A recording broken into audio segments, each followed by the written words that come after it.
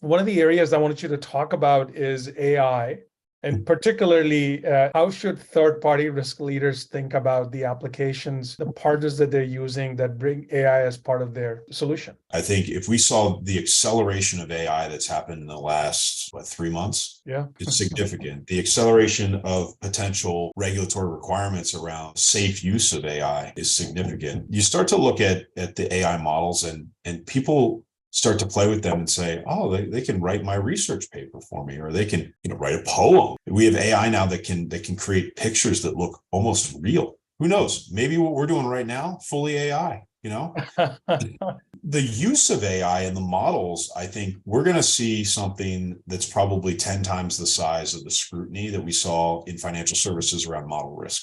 Yeah.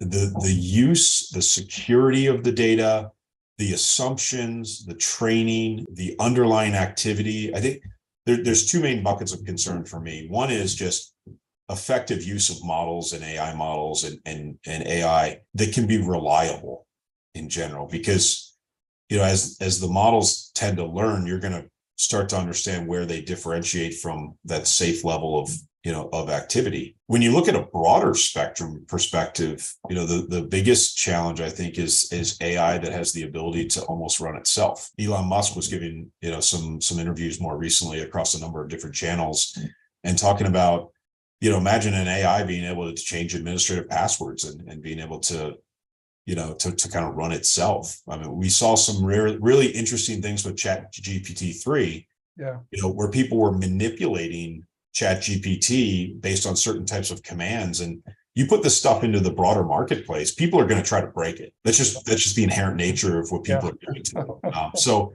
I think there's massive uplift. I think there is some significant concern from a risk standpoint.